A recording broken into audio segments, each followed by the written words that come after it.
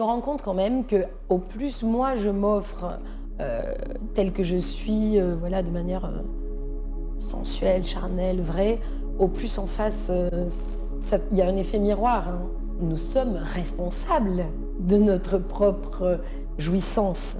Donc c'est aussi ça, d'accepter d'être responsable pour accepter d'être libre et accepter d'être dans la jouissance. C'est tout un processus.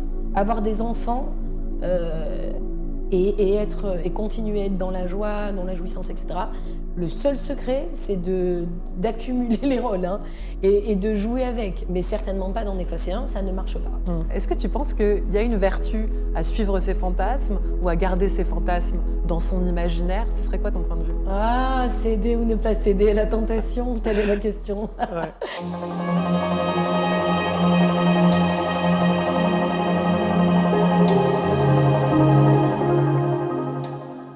Bonjour à tous et bienvenue dans Extase. Aujourd'hui, on a le grand plaisir de recevoir Julia Palombe. Bonjour Julia. Bonjour Nathalie. Comment tu vas? Bien, très bien. Ouais. Surtout de te voir. Eh ben, je suis très heureuse de te retrouver à cette occasion. Merci d'avoir accepté mon invitation, ma chère Julia. Je vais te présenter en quelques mots, puis on va rentrer un petit peu dans le détail de ton parcours. Ok. Tu es une artiste un peu polymorphe, finalement, autant danseuse, chanteuse, performeuse. Tu crées des shows autour des grandes étapes de ta vie de femme. Pareil, on y reviendra parce que je trouve ça assez fascinant dans ton parcours. Tu as écrit 2 ouvrages. D'ailleurs, on a eu l'occasion de se rencontrer autour de Au lit citoyen, un manifeste contre la société de la malbaise. Et tu as écrit également un roman qui porte le titre de « Toutes les femmes sont des sirènes, elles pensent avec leur queue ». Tout à fait. Déjà, on rentre vraiment dans voilà, l'énergie et la vibe de l'univers que tu as créé, ma chère Julia. J'ai envie qu'on parle d'abord de ton enfance. Alors, j'ai lu que tu étais d'origine arménienne et corse. Tu as grandi avec un papa qui était restaurateur et une maman qui était sage-femme. Et c'est intéressant quand même parce que c'est déjà un lien avec la chair qu'on voit dès le départ de ton parcours. Et puis, tu as un lien avec la danse qui s'est fait très rapidement. Est-ce que tu pourrais me raconter un petit peu justement, est-ce que ce lien au corps, il est venu grâce à la danse, grâce à la découverte de cette discipline? Oui, la danse, c'est une rencontre très forte et surtout très jeune. C'est-à-dire, je me souviens encore, tu vois, de la première fois où je suis rentrée sur scène et où il y avait ces projecteurs comme ça dans mon visage et les gens, les applaudissements, les rires, parce que quand tu es toute petite comme ça et que tu fais une petite pirouette, tu vois, il y a beaucoup de réactions. Je me rappelle de l'odeur du studio de danse. C'est un truc qui a été immédiat. C'est une passion immédiate. Je ne me rappelle pas de mon corps autrement que dansant, tu vois. C'est vraiment quelque chose de très fort pour moi. C'est une rencontre un peu divine parce que tu es vraiment en conversation avec l'espace, le temps, tu vois. Tu fais bouger l'air. C'est quelque chose de magnifique, la danse. Et tout de suite, est-ce que tu as senti que tu habitais ton corps, que tu habitais ta peau, en fait? Parce qu'il y a ça dans la danse, il y a des gens qui tout de suite connectent avec la danse parce que, quelque part, ils sont peut-être corporels, tu vois, par essence. Est-ce que tu as ressenti ça de toi, comme découvrir une nature, en fait? J'ai ressenti, j'ai vu tout de suite que j'avais un rapport au rythme qui était assez inné, que j'avais une conscience du tempo. Je chopais tout de suite les tempos et je comprenais aussi quand on parlait de résonance, tu vois, c'est-à-dire d'intention dans le geste et de résonance. C'était des choses qui étaient pas forcément compris par tout le monde. Moi, c'était pour moi d'une évidence. C'était ma vie, tu vois. Je m'amusais à donner une intention différente dans mon geste juste pour voir comment la personne réagissait en face de moi, suivant que j'y mettais telle ou telle intention, tu vois. Donc je jouais avec ça.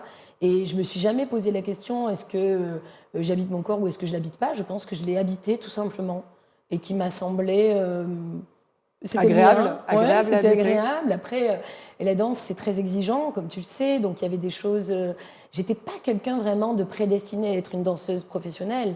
J'avais vraiment pas grand-chose de la ballerine, tu vois. J'ai pas des hanches particulièrement ouvertes, j'ai pas de coup de pied, ce qui est un drame pour une danseuse. J'ai pas un cou particulièrement, tu vois, élancé. Donc j'ai beaucoup travaillé, tu vois. J'ai beaucoup travaillé les épaules. Alors après, évidemment, j'avais quand même une belle cambrure. Je tournais vite, je sautais haut. C'est-à-dire j'avais une énergie déjà qui était assez dynamique, assez puissante. Et puis surtout, je comprenais cette transmission d'émotions. Et je faisais tout, et aussi, tu me demandes, est-ce que je me suis rendu compte tout de suite, voilà, que j'étais danseuse, mais tu t'en rends compte aussi dans le regard des gens. C'est-à-dire que moi, on disait de moi déjà que j'étais danseuse quand j'avais 7 ans. C'était, on disait déjà de moi, attention, elle arrive, tu vois, c'était déjà un truc. Il y avait déjà une aura autour de moi, mais qui m'était renvoyée par les autres, tu vois. Donc tu prends très vite, tu prends acte de ça. C'est ni bien ni pas bien, c'est juste, c'est là. Oui, c'est un retour de la part des autres Oui. et une reconnaissance de Oui. quelque chose dans lequel finalement tu te vis naturellement. Oui. Quand même, c'est découvrir aussi une facette de toi, qui est la facette artiste. J'ai une question un peu philosophique. Est-ce que tu penses que c'est l'artiste en toi qui t'a permis de découvrir la femme, ou c'est la découverte de la femme en toi qui t'a permis d'aller vers l'artiste? Waouh, ça c'est une assez belle question. Je dirais que l'artiste a été prédominante. Je dirais que j'ai tout mis dans l'art, j'ai mis toutes mes billes, en me disant, en faisant confiance à la danse. J'ai fait confiance au mouvement, j'ai fait confiance à mon corps, j'ai tout de suite compris que le corps ne mentait pas. Et je me suis dit, je chevauche ce corps dansant et ce cheval fou, et je vais voir où ça m'entraîne. Mais ça me fait penser à une anecdote qui rejoint ta question. Quand j'ai eu 17 ans, et donc je terminais le conservatoire, hein, je venais d'avoir mon bac et j'étais premier prix. J'ai compris que j'étais le prix de l'année parce que les journalistes régionaux, tu vois, sont venus m'interviewer. Et donc tout le monde me parlait de carrière, de chorégraphe aux États-Unis, en Suisse, Béjart et compagnie. Et puis oui, je disais oui. Puis à un moment donné, je dis mais oui, bien sûr, je vais danser. J'ai fait tous ces efforts pour ça. Mais je tiens à être une femme épanouie. Je vais trouver un homme, je vais faire une famille, je vais faire des enfants. Et là, le lendemain, quand le journal est sorti avec cette phrase, la directrice du conservatoire est venue me voir dans le studio. Je m'en souviens encore parce qu'elle m'a pris comme ça par le col. La palombe! Ah, tu veux une famille? Mais si tu voulais torcher des culs, t'avais pas besoin de faire 10 ans de conservatoire! Et je me souviens m'être dit, j'étais hyper calme et à l'intérieur, je me disais, mais waouh, elle croit que c'est impossible d'être femme et artiste, mais watch me now, baby. Regarde-moi bien, tu vas voir si c'est pas possible. J'ai toujours eu confiance. Donc j'ai toujours eu envie, mais la femme est arrivée après. C'est la danse qui m'a montré le chemin. C'est super intéressant que tu dises ça, parce que moi, une des choses qui me fascine dans ton parcours, c'est que quelque part, tu ne décorrèles pas les étapes de ta vie de femme avec les shows que tu crées, comme si ta création, elle était globale. Est-ce que tu as ce ressenti-là? Ah oui, complètement. On le voit d'ailleurs dernièrement avec mon deuxième enfant, Gina, que j'ai eu à 40 ans. Je me fais un décollement de placenta, j'arrive à l'hôpital, tout est compliqué. On me dit, il ne faut pas bouger. Je dis, mais comment ça, pas bouger, rester allongé? Non, bien sûr, mais enfin, vous ne pouvez pas partir en tournée. Je chantais, tu vois, vous ne pouvez pas partir en tournée avec votre groupe. Et puis finalement, je dis, bon, je peux rester assise et discuter. On me dit oui. Je dis, bon, je vais faire un seul en scène. Et je me retrouve à écrire ce seul en scène en attendant l'accouchement. Donc là, on voit bien que le pont, il est immédiat. Ça se fait. Après, c'est une urgence pour moi. C'est-à-dire que quand je crée, par exemple, ce spectacle en attendant l'accouchement, c'est qu'il est impossible pour moi de ne pas le créer. C'est vraiment c'est vital, tu vois. C'est un endroit où je ne peux pas ne pas le faire. Tu t'appellerais ça comment? Une forme de fulgurance, obéir à un ordre divin? Ça viendrait d'où, en fait? C'est un appel de ton corps, de ton être? C'est un appel de mon être qui est très profond et qui me prend, et je ne sais pas dire non à ça. Je ne peux pas dire non. Okay. C'est-à-dire ça me réveille la nuit, je commence à écrire, je commence à créer, et j'ai quand même cette conscience qu'on n'est pas éternel. Tu vois, j'ai un truc qui est quand même très clair en moi, que la vie, il faut la vivre, tu vois. Donc je ne perds pas de temps. Et si je vois que c'est urgent, c'est urgent. Puis c'est quand même des étapes vastes dans une vie de femme. Et quelque part, peut-être de créer autour de ça te permet de les intégrer différemment, de mettre de l'art, d'y rajouter du beau. Alors je ne dis pas que mettre un enfant au monde n'est pas quelque chose de beau déjà par essence, mais tu vois, de l'imaginer dans un choix artistique, est-ce que c'est rajouter aussi un relief, une dimension de beauté? Alors c'est certainement honorer ce passage extraordinaire, c'est le cas de le dire. c'est aussi, tu sais, c'est aussi partager les questionnements. C'est aussi ne pas être toute seule face à des moments de vie. C'est encore très clair avec ce spectacle parce que quand tu as un décollement de placenta, il n'y a pas de remède. C'est-à-dire, on ne peut pas te dire, bah, tiens, prends ce cachet et puis tout va bien se passer. Ou alors, non, on te dit, bah, le bébé va peut-être partir ou il va peut-être rester. Ok, waouh. Waouh, super les gars. Et donc, moi, je me suis dit, bah, moi, je ne vais pas être toute seule avec ça, je vous dis tout de suite. Et vous allez tous être là, on va en parler. Et puis, quoi qu'il arrive, on aura été ensemble. Et on aura vécu cette chose-là. C'est peut-être ça aussi, tu vois. Parce que même si je pense à mes toutes premières créations de poèmes, une de mes toutes premières créations, c'est 2006-2007, sur les poèmes d'amour de Pablo Neruda. Donc, c'est vraiment la passion, c'est les poèmes qu'il a écrits à Mathilde, sa dernière femme, c'est sublime. Et ça court comme ça, vraiment pendant les 4 saisons du désir, de l'amour, de la passion, de la tendresse, de l'amitié. Enfin, tout est très très beau. Et c'était un moment où je me questionnais beaucoup sur tous ces sujets-là. Et finalement, je crois que de les mettre sur scène, c'est aussi de les partager. Et c'est aussi de partager ces questions, tu vois. Et puis peut-être d'alchimiser certaines choses, comme tu dis, pas traverser certaines peurs seules. Ouais. Et puis que les gens ne se sentent pas seuls non plus à les traverser. Oui, ça c'est un effet boomerang, mais qui me va bien. J'aimerais qu'on parle orgasme, jouissance, parce que tu es en fait l'expression de ça. Et je t'ai entendu dire que ta première jouissance physique a été un élément fondateur dans ton parcours. Est-ce que tu pourrais nous en dire plus ? Ah oui, moi c'est très très clair. Moi vraiment le sol s'est ouvert sous mes pieds. Non, mais c'est-à-dire que j'étais dans une espèce de... Pourtant, c'est là qu'on voit, j'étais déjà très accomplie. J'étais danseuse dans des plus grands ballets, puisque des ballets à envergure internationale, notamment voilà, j'étais en Suisse au ballet de Bâle, donc j'étais vraiment accomplie, tu vois, et j'avais en plus 21 ans, donc c'était extraordinaire déjà. Mais cette vie-là, en fait, c'était le noir et blanc. Je veux dire, quand j'ai eu un orgasme, je me suis dit, mais non, c'est pas possible que ce soit aussi puissant. Et en réalité, je crois que je me suis dit, mais maintenant que je suis dans cette extase, pourquoi retourner dans le noir et blanc, quoi, tu vois, je me suis dit, en fait, je vais rester là. Alors évidemment... c'est sûr que ça change tout. Pour moi, en tout cas, ça a tout changé. Ça a changé mon rapport à l'autre, surtout.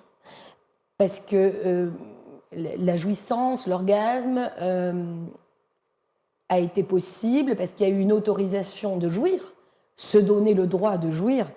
Et pour moi, ça s'est mélangé, ça a fusionné avec aussi un relief sur moi-même, un regard sur moi, qui a changé. C'est-à-dire, je pense que je me voyais comme je voyais les autres. C'est-à-dire, je rencontrais quelqu'un, tu vois, je t'aurais rencontré toi, j'aurais dit, bah oui, Nathalie, bah oui, tu sais, la fille, elle a les cheveux bruns, là, comme ça, mi-longs, elle donne des interviews, elle est toute mince, super jolie, tu vois, Nathalie. Ça. Et après l'orgasme, j'étais là, mais Nathalie, elle a une lumière extraordinaire qui sort d'elle. C'est une femme qui est comme ça, on dirait qu'elle avance sur le sol en glissant. Tu vois, tout à coup, je voyais les gens d'une manière différente. Et moi-même également. Donc dans un rapport quoi, sensuel, sensoriel, c'est-à-dire que tu les vois à ce moment-là Je les vois, oui. Je les vois. Je me demandais, c'était même une question, je me disais, mais comment cette personne jouit ? Tu vois, j'avais ce truc-là de me connecter à une capacité à jouir chez l'autre.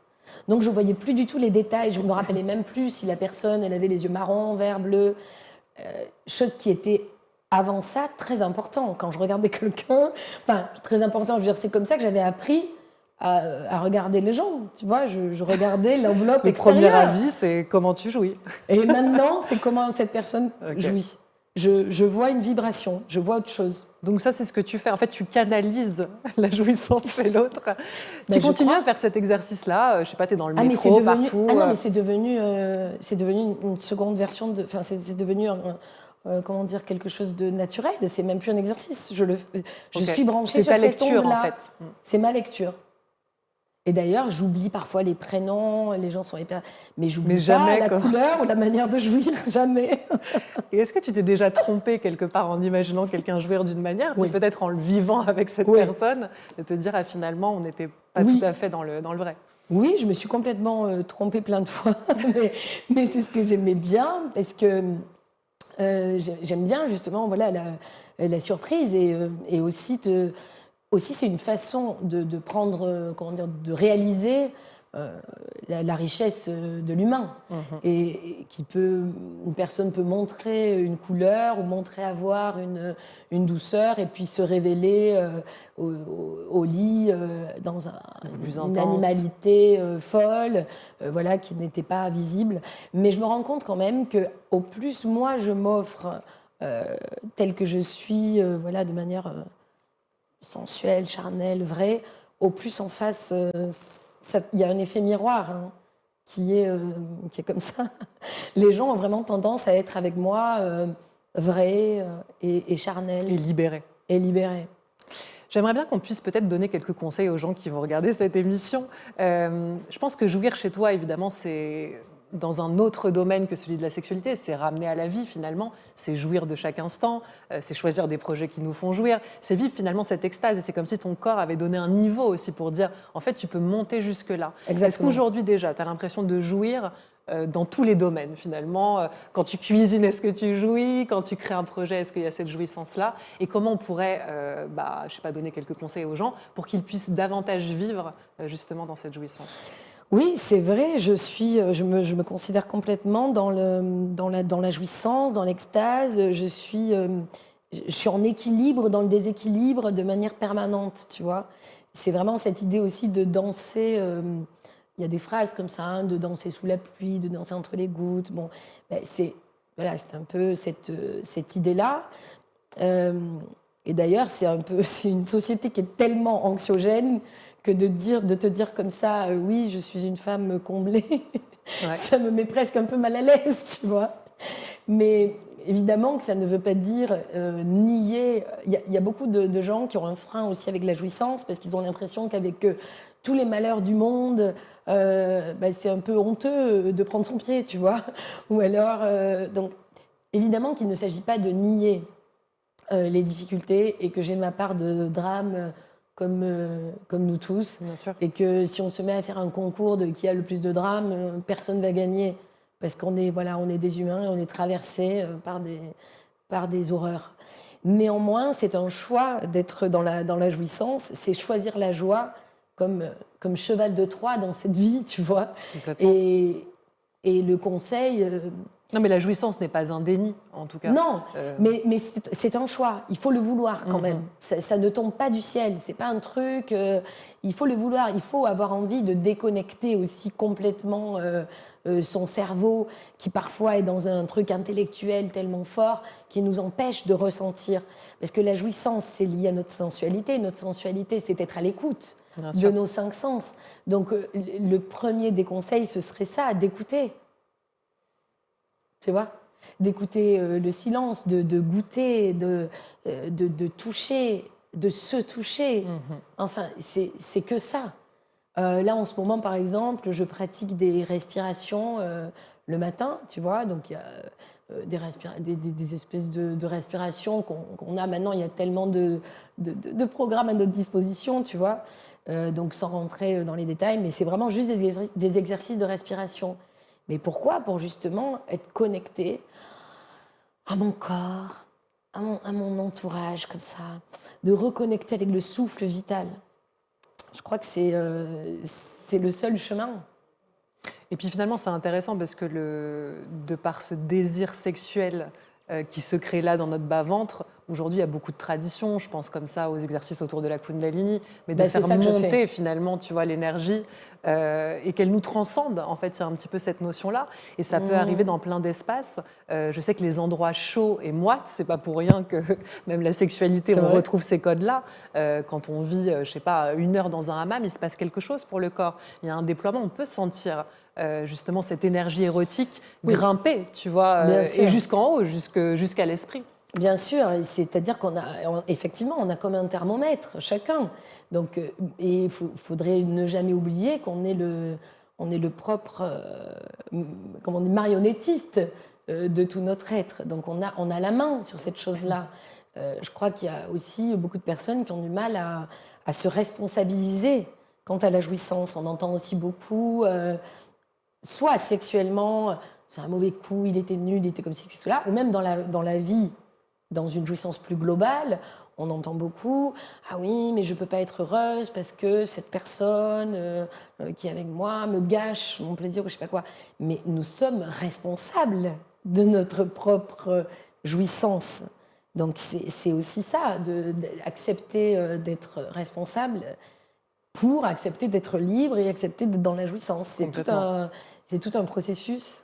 Non, mais de toute façon, au lit comme dans la vie, quand même, si tu n'apportes pas à minima de l'information sur ce que tu es et comment ça fonctionne en toi, l'autre ne peut pas tout décoder, mais ça se passe à tous les niveaux. Et je pense que, évidemment, dans la sexualité, aujourd'hui, on amène une information en disant, notamment aux femmes, n'arrivez pas juste en attendant de vos amants ou vos maîtresses qu'elles fassent tout le job. Soyez un peu consciente de ce qui se passe à l'intérieur de vous. Après, les femmes ont peut-être été éloignées de leur corps, de leur plaisir. Peut-être qu'elles se sont beaucoup concentrées sur la procréation pendant très longtemps et qu'aujourd'hui, on se reconnecte à ça. On étudie le clitoris depuis 2 minutes et demie quand même. Oui, bien sûr. Donc voilà, c'est des choses où aujourd'hui, on sent que c'est dans l'air du temps. Après, je crois vraiment que de toute manière, l'extase, il est global. Et c'est ce que tu disais, c'est-à-dire qu'il n'est pas que sexuel.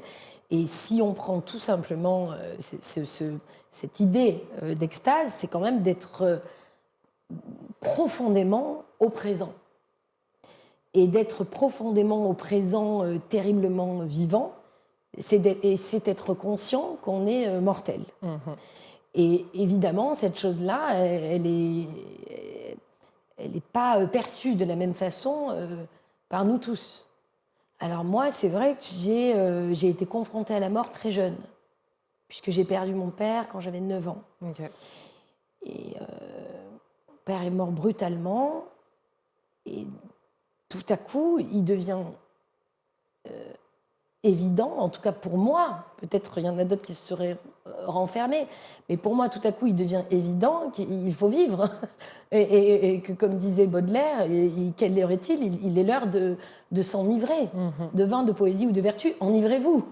Et c'est ça aussi, ne pas attendre d'avoir une maladie, de perdre un conjoint ou un ami proche ou que sais-je, mais de prendre conscience chaque jour que c'est maintenant. Que la vie est courte. C'est maintenant que ça se joue. Et puisque ça se joue et puisqu'on a la main, tant qu'à faire. Autant le faire. Au vogon sur les vagues du plaisir, j'ai envie de dire. Alors Julia, je t'ai entendu dire quelque chose que j'ai trouvé assez fascinant et je pense que ça va éclairer, alors pas que beaucoup de femmes, parce que beaucoup de couples qui donnent la vie. Donc tu as 2 enfants à l'heure actuelle et il me semble que pour ton deuxième accouchement, très rapidement, tu parles avec ton mari de retrouver justement la jouissance. Donc c'est-à-dire qu'il me semble quelques jours après l'accouchement. Alors, on ne peut pas tout faire après un accouchement, on est juste en train de dire on ne va pas culpabiliser les femmes. Il y a des choses où il faut laisser le temps au corps, mais il y a d'autres choses qui sont possibles. En tout cas, très vite, tu as retrouvé un lien sensuel, sensoriel. Et quelque chose que tu as dit à ce propos, c'est que c'est comme si les maris, en général, ils aident la femme à rentrer à la maison, ils organisent le bébé qui vient juste d'arriver, mais remercier le corps de sa compagne en le faisant jouir, chez toi, en tout cas, ça a provoqué quelque chose de très puissant. Et comme tu dis, ça t'a immédiatement ramené à la féminité en toi. Oui. En tout cas, à cette facette de femme qui peut évidemment cohabiter avec la facette de mère, mais pas en laisser une de côté. Oui, alors ça, c'est vraiment, là, tu touches à un point très important, et même je pense que tu touches à un point du féminisme, parce que c'est là que ça se joue, la maman et la putain, c'est encore un virage, qui est un carrefour même, qui est extrêmement complexe. Oui, moi j'ai cette chance de ne jamais avoir abandonné la femme, dès mon premier enfant d'ailleurs. Alors, ça vient déjà d'une perception de la sexualité qui est riche, créative, joyeuse et globale. C'est-à-dire que je ne prends pas la sexualité pour un truc où je te prends, je te retourne, je te baise, Thérèse. C'est-à-dire que la pénétration, c'est... Voilà, c'est quelques pourcents de faire l'amour, tu vois. C'est pas la sexualité. C'est juste la partie immergée de l'iceberg, ouais, bien sûr. Donc, non, mais c'est une rencontre, c'est un dialogue, c'est une connexion. Donc, à partir du moment où déjà tu es en conscience de cette chose-là, que la sexualité, elle est plurielle, elle est immense, et elle commence à nos 2 regards mouillés l'un dans l'autre. déjà, tu as fait une grosse partie du travail. Et déjà, c'est très pénétrant. Et déjà, c'est extrêmement pénétrant. Ça, et ensuite, effectivement, d'avoir un homme qui n'a jamais, le père de mes enfants, mon mari, n'a jamais considéré que je me transformais en maman. Donc évidemment que ça aide énormément quand ton mari te regarde comme toujours avec désir, Le même désir, ouais. avec le même désir, et que dès le début où tu rentres à la maison, il peut te masser les pieds, te lécher les pieds, j'en sais rien, moi, te faire ce que tu as envie, mais tu vois, où ce lien-là, il n'est pas du tout rompu. Ça, c'est très important, parce qu'il y a beaucoup de détresse maternelle qui vient de là, et même de détresse parentale, parce qu'en fait, on ne parle pas trop de la détresse du père, mais elle existe aussi, et elle est parfois très violente. Et donc, c'est parce que c'est difficile aussi pour un père. Parce que c'est vrai qu'on parle beaucoup de la mère, évidemment, puisque c'est elle qui a son corps qui se transforme et c'est elle qui va aller... Ben oui, Elle porte, mais l'homme réceptionne aussi. L'homme réceptionne, et puis l'homme aussi, nous, de notre côté, on ne sait pas ce que ça fait de voir l'être aimé se transformer comme ça, et puis d'un coup sortir le bébé, et puis d'un coup avoir ce corps différent. C'est quand même, ça peut être extrêmement troublant. Les seins qui deviennent comme ça, remplis de lait, c'est quand même, c'est tout un truc, quoi. Non, mais j'imagine peut-être la confusion aussi entre un Bien sein sûr. qui nourrit et un sein qu'on désire. Bien sûr. Donc c'est peut-être façonner son regard à ce moment-là, mais ne pas en tout cas gommer l'aspect sensuel, sensoriel, voire excitant du corps humain. C'est un tremplin merveilleux de démultiplication. Ah, moi, je trouve que c'est quand même extraordinaire. Tout à coup, voilà, t'étais t'étais déjà la femme, la maîtresse, et puis tout à coup, c'est une nouvelle corde. Mais c'est complètement fou, absurde, c'est dément de vouloir se séparer du reste. La mère, elle vient en plus, elle vient pas pour remplacer qui que ce soit, tu vois.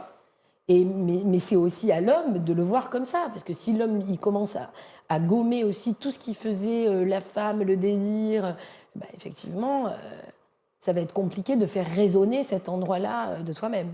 Mais pourtant, c'est le seul secret. Hein. Avoir des enfants et continuer à être dans la joie, dans la jouissance, etc. Le seul secret, c'est d'accumuler les rôles et de jouer avec, mais certainement pas d'en effacer un, ça ne marche pas. Ça, c'est sûr, ça, on le sait. On le voit autour de nous, ça ne fonctionne pas. Ce que j'adore dans tout ce que tu incarnes, c'est qu'en fait, je te sens aussi libre qu'engagée. Et je trouve que c'est très fort, les gens qui, finalement, lient les deux. Voir il y a quelque chose de très fusionnel chez toi, mais qui côtoie cette même liberté. Tu as donné tort, finalement, à cette prof de danse, parce qu'aujourd'hui, tu as coché les cases d'une vie, comme tu le dis, dans différents rôles, avec différentes sources d'épanouissement. C'était important pour toi, finalement, même aujourd'hui, à la quarantaine, justement, de ressentir que, oui, tu peux te faire vivre tout ce qui comptait. Être mère, être une artiste, être une amante, être une femme, être une amie, de pouvoir tout concilier. Ah oui, puis j'ai bien l'intention de continuer. Mais oui, je pense que c'est une question d'organisation. C'est comme si on me demandait à table de choisir seulement un avocat et une salade pour le restant de mes jours, et que je sois obligée de choisir, tu vois, un légume. Mais c'est impensable. Je vais goûter tous les mets du monde jusqu'à la fin de ma vie. Et j'ai aucune intention que un mets remplace l'autre ou annule une partie, tu vois, du repas. Non, je ne choisirai pas. Je prendrai au fur et à mesure, comme je le souhaite, tout ce que le monde m'offre. Bien sûr. Tu vois, mais c'est comme ça que je l'entends. Dans une époque où l'engagement amoureux peut être quelque chose de compliqué, parce que beaucoup de gens vont témoigner d'avoir l'impression de perdre leur liberté. Oui, aujourd'hui, toi, tu incarnes la réconciliation des deux. Oui. Alors, ça c'est très vrai. C'est beaucoup lié à moi dans mon couple, en tout cas. Je crois que c'est lié à une rencontre à plusieurs étages avec mon mari. C'est-à-dire qu'effectivement, on a, au niveau des chairs et des corps, on a une discussion qui est magnifique et qui se passe d'ailleurs de mots. Ou alors, si les mots sont là, c'est pour faire des jeux de rôle. Non, mais je veux dire, voilà, c'est très fort. Ouais. Mais c'est également très fort artistiquement, spirituellement, et même, je veux dire, il y a aussi beaucoup de silence. on est aussi beaucoup parfois dans le silence, mais un silence nourri, un silence côte à côte. Je ne sais pas si j'adhère à cette nouvelle philosophie de transparence à tous les étages et de surtout tout dire. Il y a des choses qui... il y a des choses qui ont besoin d'être digérées. Et je crois que la pudeur, elle a aussi sa place, tu vois, dans le couple. Donc ça, c'est aussi pour ça, je pense, que notre couple est si fort depuis si longtemps et qui permet cette liberté. Parce que comme je le dis dans Au lit citoyen, la liberté, c'est pas de coucher avec tous ses voisins, on n'aurait pas le temps. mais c'est avant tout spirituel, c'est avant tout Bien dans sûr, la tête. c'est s'appartenir. Oui. Et du coup, par voie de conséquence, tout ce qui est de l'ordre de la fidélité, c'est la fidélité à soi. Ouais. Alors évidemment, si tu es raccord, ça va avec la fidélité à l'autre, mais avant tout, c'est une fidélité à soi. Complètement. Et avec ce mouvement du désir, ce mouvement du couple, nous sommes en train d'apprendre, on ne fait que ça. Donc c'est aussi... oui, c'est quelque part encore une danse. Hein.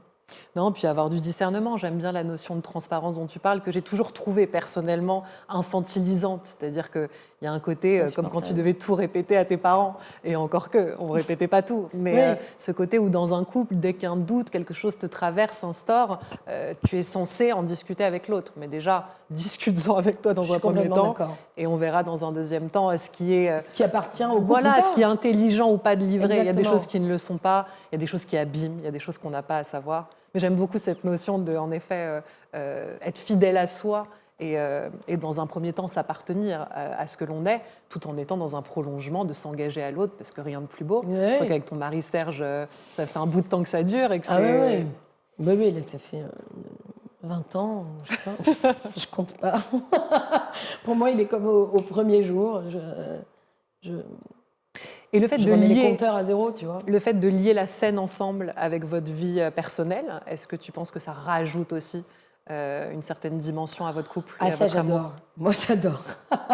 J'adore partager la scène avec lui, mais parce que je l'admire beaucoup et c'est réciproque. Donc, il y a une admiration comme ça qui nourrit quand même le désir. Tu vois, tu es avec ton mec sur scène, il est là avec sa gratte, ça joue quand même dans la balance, ça fait des étincelles. Quand je suis sur scène avec lui, je retombe systématiquement dans le, dans le jeu du feu de joie, tu vois. Ça m'alimente, ça m'électrise, ça me donne envie, ça me plaît beaucoup. Et puis c'est un grand artiste, donc franchement, je serais conne de m'en passer. Mais tu m'étonnes. Et puis c'est peut-être très érogène et très érotique aussi, quelque part, de sentir aussi le désir d'un public qui vous regarde, qui vous apprécie, que tout d'un coup vous fascinez, à qui vous faites ressentir quelque chose. Tu vois, c'est presque comme si là, on partageait une étreinte amoureuse avec tout un public. Et j'imagine que ça... Bon, c'est pas tout à fait une partouze, mais ça peut s'en rapprocher. Oh oui, je suis assez d'accord. En tout cas, c'est très exhibitionniste. Et ça, oui. Et nous, on est tous les deux, je pense, assez exhibes aussi. Mais de par notre qualité d'artiste, mais aussi dans notre couple, effectivement, on aime être ensemble et être vus et se montrer, tu vois. Il y a un truc comme ça où il y a un plaisir. Il y a un plaisir à se montrer. Mais tu sais, je repense aussi à cette phrase de Despentes dont s'est nourrie toute une génération. La femme parfaite n'existe pas, etc., etc. Moi, j'étais passée un peu à côté de ce bouquin. Je ne sais pas pourquoi, certainement une question juste de timing, de timing quoi, de génération.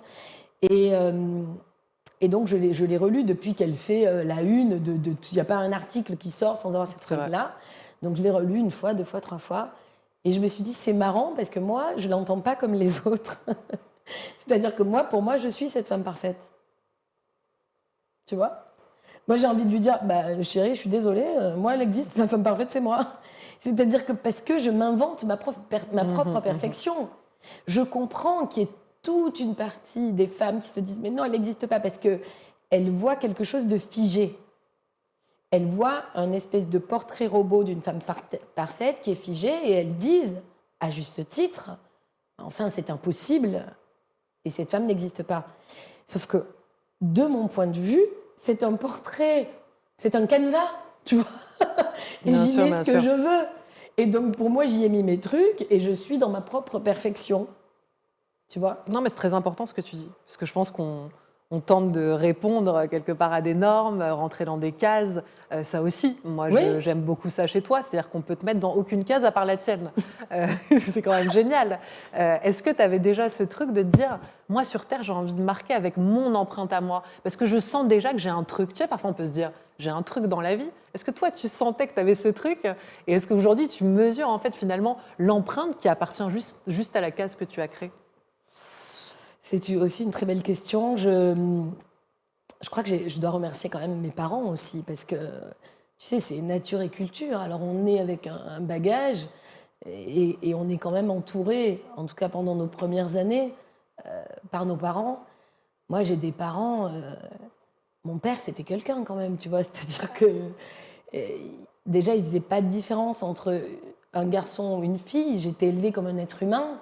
Okay. Et j'ai été élevée dans le dépassement de soi, mais de manière tellement passionnelle, tellement infinie, et de manière, oui, assez basique. C'était pas un intellectuel, tu vois. Mais par contre, il me mettait face à ça, ce goût d'apprendre, ce goût de se dépasser, cet appétit de vie, cette ambition, tu vois. Et ça m'a quand même beaucoup nourri. Ça m'a montré ça m'a éclairé, tu vois. Ça m'a montré un truc. Et moi, mon père me disait saute plus haut. Ben, je sautais plus haut, évidemment, pour l'impressionner. Et je voyais que j'y arrivais. Donc oui, je voyais quand même que j'avais un truc. Parce que j'y arrivais mieux que les autres, c'est vrai, j'y arrivais mieux que les autres. Mais je voulais plus que les autres aussi. Tu vois. Alors, est-ce que c'est parce que je voulais plus? Ouais, je ne sais pas comment démêler tout ça, mais j'ai vu assez rapidement, puisque même je crois que j'avais 8... Ouais, mon père était encore vivant, j'avais 8-9 ans, et des gens sont venus dans le studio de danse de ma professeure de danse Sylvie Liardet, que j'aime passionnément, et ils sont venus observer les danseuses pour essayer de trouver quelqu'un pour faire une publicité pour le cinéma du coin, à Gardanne, tu vois. Et évidemment, c'est moi qu'ils ont pris, mais moi, je trouvais ça normal, tu vois. C'est-à-dire qu'il y avait un truc d'évident, il y avait une évidence, mais qui n'était pas de l'ordre de la supériorité ou de l'ordre d'écraser le destin de qui que ce soit. Non, de l'ordre de la reconnaissance. C'est juste qu'il était évident que j'étais dans mon chemin. Et je ne sais pas si je regardais pas trop si les gens étaient sur leur chemin, tu vois. C'est comme si j'avais regardé à côté de moi très tard. Je pense lors de mes premières chansons, en 2010-2011, quand j'ai commencé à sortir mes chansons, à chanter comme ça, tu vois, dans des lofts un peu privés à Paris. C'est comme ça que j'ai commencé avec mon mari et que j'ai sorti mes premières chansons où je chantais déjà le désir. Je disais le sexe tue la monotonie, puis je chantais comme ça mes petites chansons où je vantais évidemment la jouissance et à la gloire, tu vois, du plaisir.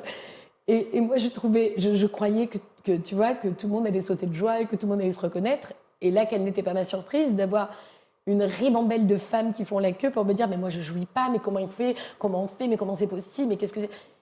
Et en fait, c'est là que j'ai regardé comme ça sur les côtés et que je me suis dit « mais attends, mais en fait, t'as tracé, meuf. Tu t'es même pas rendu compte qu'il y a plein de femmes autour de toi qui sont pas du tout dans cette dynamique-là. » T'as l'impression que ça change, ça? J'espère. Il y a quand même beaucoup de jeunes filles qui sont très motivées, qui ont plus de connaissances. Alors après, les connaissances, c'est bien. Savoir écrire, découper son clitoris ou le dessiner, c'est super. Mais le désir, c'est affaire de poésie, tu vois. C'est affaire de... Les grands artistes et les grands poètes de notre temps devraient parler d'amour et de jouissance, parce que c'est là aussi qu'on va chercher. Tu vois, moi, c'est chez Pablo Neruda, chez Aragon, chez Baudelaire que je suis allée arracher des mots, des idées, des émotions. C'est quand même affaire d'émotions, tu vois. Tu peux donner tous les schémas du monde, tu peux dire les pourcentages de femmes qui jouissent comme ceci ou comme cela, tu peux te donner tous les sextoys du monde. C'est quand même affaire d'émotions et d'une émotion partagée, c'est la rencontre, quoi. Complètement. Puis d'autorisation, tu le disais, hein, je pense qu'il y a peut-être un carcan, il y a peut-être des notions de honte qui sont liées à ça. Bien sûr. Peut-être que aussi la manière dont on découvre nos sexualités dans l'enfance, dans l'adolescence, hein, c'est des sujets un petit peu tabous, mais c'est intéressant. Dès l'enfance, on a un lien avec son corps, qui n'est pas un lien sexuel, qui est un lien sensuel. L'enfant, il a envie de prendre du plaisir avec son corps. Et donc déjà, il y a ces notions-là qui se mettent en place. Si tes parents t'ont jugé, sait-on jamais s'ils sont tombés sur toi en train de toucher ton corps et ont jugé ça. Je pense qu'il y a peut-être déjà ce sentiment de honte qui peut continuer d'exister à l'âge adulte, niveler quelque part le plaisir et empêcher la jouissance. C'est pour ça que je parle des grands poètes ou même des grands auteurs. Il y a des œuvres littéraires, érotiques extraordinaires, parce que moi j'ai beaucoup puisé dans les livres, vraiment. J'ai beaucoup lu, je lis encore beaucoup. Mais entre 16 et 25, je dévorais. Mais parce que j'allais chercher. Nos parents, on sait bien qu'ils nous accompagnent un temps, mais je pense que là, même s'il y a des jeunes gens qui nous écoutent, qui nous regardent, ils savent qu'à un moment donné, on laisse un peu de côté nos parents. Eux, ils ont fait leur vie. C'est à nous, en tant que jeunes adultes, d'aller trouver nos réponses. Et chance que nous avons à notre disposition des bibliothèques entières de gens fabuleux qui ont réfléchi sur ces questions. Moi, j'étais friande aussi beaucoup des biographies et des couples un peu dingos, tu vois. Un peu même mythique, Miller Monroe, j'étais là, tu vois, je cherchais, je me disais, oui, ça me captivait. Comment il y a eu cette évolution, où les femmes qui assumaient d'avoir des amants, des maîtresses, ou même d'avoir les deux. Et alors là, j'étais fascinée, je me disais, ok, comment ils ont réussi à faire l'architecte, tu vois, de leurs désirs. On est tous l'architecte de nos désirs, mais voilà, comment ils ont construit leur cathédrale, tu vois. Complètement. Ça me fascinait. À des époques où d'ailleurs, moi je pense, je sais pas, à Simone de Beauvoir et Sartre, voilà, où c'est... Bon, c'est vrai que c'était intéressant. Après, on peut toujours se dire c'est un arrangement particulier de ne pouvoir faire l'amour qu'avec d'autres femmes et pas forcément d'autres hommes, mais c'était déjà évidemment très moderne pour l'époque. Justement, ça m'amène sur la question du fantasme, qui est le sujet de ton dernier spectacle. Apparemment, un des plus grands fantasmes des femmes hétérosexuelles, c'est de faire l'amour avec une autre femme. Est-ce que tu penses qu'il y a une vertu à suivre ces fantasmes ou à garder ces fantasmes dans son imaginaire? Ce serait quoi ton point de vue? Ah, céder ou ne pas céder à la tentation, telle est la question. Ouais. C'est une très bonne réponse. Question, évidemment que les fantasmes ne sont pas tous bons à réaliser, puisque ils sont la nourriture du désir. Donc, par essence, si tu grilles toutes tes munitions, c'est vraiment un choix qui doit se faire pour chacun. Et moi, je pense quand même qu'il y a une expérience à développer, si tu veux. C'est comme dans n'importe quelle matière. Donc, si tu veux être un bon amant ou une bonne maîtresse, il n'y a pas 36 solutions. Il va falloir aller sur le terrain, bébé. Et expérimenter. Et accumuler de l'expérience, ne serait-ce que pour savoir ça j'aime pas, etc. Par contre, si tu as peur ou si tu te sens en danger, évidemment, c'est peut-être... pas nécessaire d'aller te mettre dans une situation qui va te faire du mal. Enfin, si tu sens que ton corps a de la retenue, c'est... Même si dans l'expérience, il y a forcément des moments qui vont être maladroits, des glissades, c'est comme quand tu apprends le vélo, quoi. Tu vas tomber, tu vas devoir te relever. C'est quand même l'apprentissage de... Bien sûr. Voilà, ça fait partie aussi du jeu. Mais la maladresse, c'est peut-être pas la résistance aussi, juste pour qu'on replace quand même la notion de consentement, parce que je pense qu'il y a des gens qui... intellectuellement ont envie d'expérimenter des choses, mais où quand tu les vis, tu sens que le corps n'est pas ouvert à ça. Et en fait, c'est peut-être intéressant aussi, au lieu de forcer le corps, tu vois, de plutôt l'accompagner, d'y repenser, de réessayer, pourquoi pas, plus tard. Mais tu vois, de savoir écouter le corps, comme tu le disais, qui ne ment pas. Moi, je pense qu'il faut absolument écouter le corps. Et je fais partie de ces gens qui dégarpissent au premier warning, quoi. C'est-à-dire, je donne pas de seconde chance. il y a un feu rouge, je suis déjà plus là. Ok. Je suis très rapide. Je suis très rapide à partir. Je peux être aussi rapide à rentrer, mais non, même pas. Je prends mon temps pour rentrer dans un jeu érotique ou pour choisir, parce que c'est pas anodin quand même de faire une expérience sexuelle avec quelqu'un. C'est très intime. Voilà, je sais que il y a tous ces paradis artificiels aussi qui rentrent en jeu. Moi, je suis quelqu'un, tu vois, je me suis jamais droguée. C'est pas du tout mon truc. Moi, je suis dans la jouissance naturelle, tu vois. Moi, vu que j'ai découvert un escalier magique qui me fait monter au 7e ciel, je ne comprends pas pourquoi tu claques des dents dans une boîte de nuit parce qu'il te manque de la cam, tu vois, ça me dépasse. Mais ce serait déceptif pour toi. Tu trouverais ça Moi, je moins pense important que que tu ce que tu vis. t'éloignes grandement Complètement. de toi en prenant Des substances. des substances. Et c'est le chemin inverse qu'il faudrait faire si on veut se rapprocher de soi-même et avoir une écoute plus aiguë de son corps. Mais après, oui, il y a une vertu extraordinaire à réaliser ces fantasmes, notamment ce fantasme féminin et donc lesbien. Alors souvent, c'est le plan à 3 d'ailleurs, en fait. Le premier fantasme, c'est ça. Mais oui, bah oui, parce que on est une femme et donc tout à coup on est en miroir avec un corps que l'on ne connaît pas mais que l'on connaît quand même un peu. Donc il y a cette chose-là. Je trouve que ça apporte beaucoup de douceur sur soi d'avoir une expérience avec une autre femme. Complètement. Oui, je pense que c'est vraiment une friandise, une fantaisie qui est bonne à prendre, si vous voulez mon petit conseil. Voilà, toutes les femmes qui nous regardent. Non, mais c'est vrai que c'est intéressant. C'est comme si après ça, tu interagis différemment avec la femme en toi. Comme s'il y avait eu un déclic. Comme si tu poseras plus jamais le même regard sur les autres femmes. Voilà, juste le simple fait d'avoir un jour désiré une autre femme, ça peut arriver juste une seule fois. On n'est pas obligé de passer à l'acte. Mais en tout cas, ça vient changer, modifier un regard. Et puis quelque part, un regard d'amour.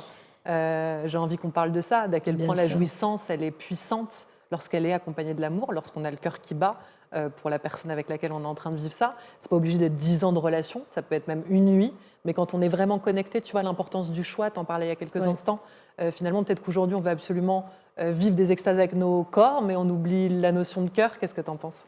Ah bah oui, c'est la conclusion de mon livre Au lit citoyen, c'est-à-dire que pour moi, il n'y a rien de plus beau que cette fusion de cœur qui bat.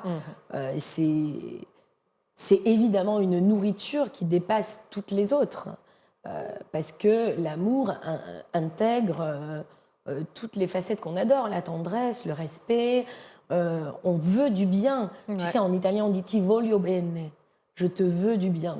Et j'aime bien cette traduction, parce que c'est ça. Ma bien-aimée, je te veux du bien. C'est tellement beau. Très excitant. Et voilà. Non, mais tu vois, donc oui, ça fait complètement partie.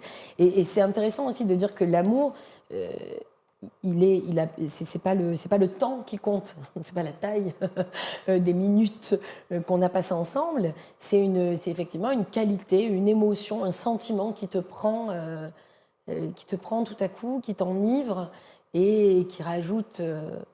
C'est même pas qui rajoute, qui carrément te donne des racines. C'est vraiment le truc, les racines et les ailes, quoi. Complètement. Et c'est quand même le nerf de l'amour. J'adore. Ouais. Ma chère Julia, on a une petite tradition dans cette émission. J'ai une petite pilule pour toi d'extase, si tu veux bien. Tout à fait. Moi qui ne prends jamais de pilule. Alors, c'est une pilule un peu particulière puisqu'elle contient une petite question philosophique de conclusion. Je te laisse choisir.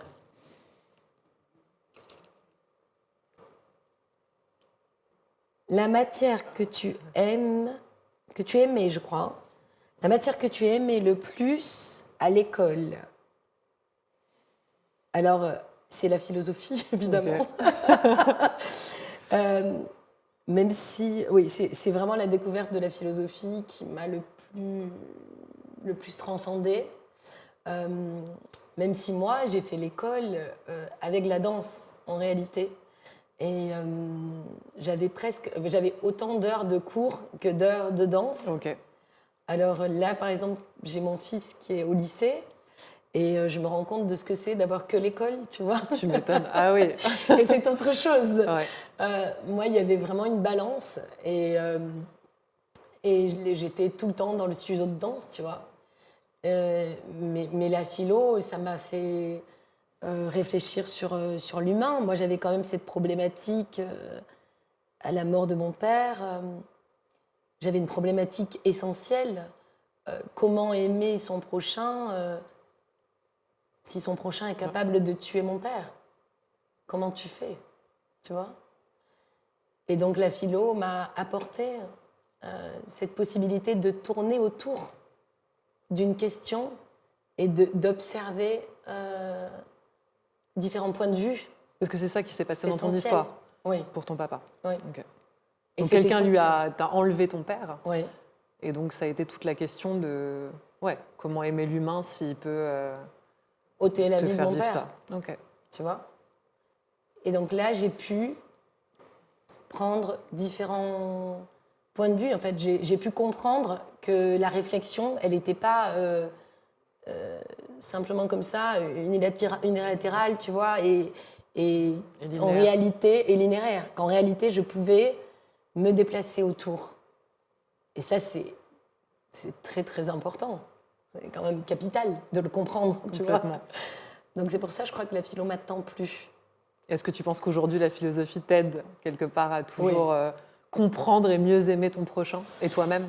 Oui, parce qu'elle a aussi cette vertu extraordinaire de ne pas juger. C'est vraiment le principe de ne pas être dans le jugement. Puisque tu développes vraiment, il y a une question, tu développes le oui, tu développes le non, et puis le peut-être et tu ouvres. C'est parfait comme, tu vois, comme ligne de vie. C'est quand même c'est une route qui me va bien. J'essaie en tout cas de ne pas juger. C'est pas évident de ne pas se juger soi et de ne pas juger l'autre. Et je crois que ça fait partie aussi de l'extase. Parce qu'on ne peut être dans l'extase que si justement on est en amour. Tu vois, si tu rentres d'une soirée et que tu te mets à dire à ton mec ah, t'as vu franchement, lui, il était chelou. Puis elle, non, mais quand elle a fait ça, c'était nul. Puis c'était un peu dégueu. Tu vois, ce qui se fait chez tellement de gens. Et si juste tu juges pas, il y a des choses qui te traversent, mais tu es en silence, et que tu t'élèves, et que tu embrasses ton mari. Ben voilà, tu fais l'amour, quoi. Ouais. C'est ça, faire l'amour.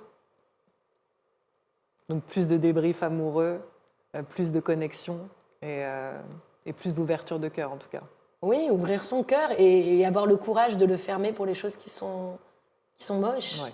On a la possibilité de mettre à la poubelle des idées pourries qui nous traversent. On n'est pas obligé de les stocker. Elles sont pourries, ciao. Tu vois? En tout cas de faire la part des choses. Oui. Ma chère Julia, où est-ce qu'on peut te retrouver, te suivre, aller t'applaudir, vivre toute l'énergie de ce que tu es, cette vibe palombe? Eh bien, à Paris, en tout cas, je commence au théâtre Le Contrescarpe. Magnifique. Je commence le 9 mars, donc avec le spectacle Fantaisie. Ok. Et en tournée, il y a des dates.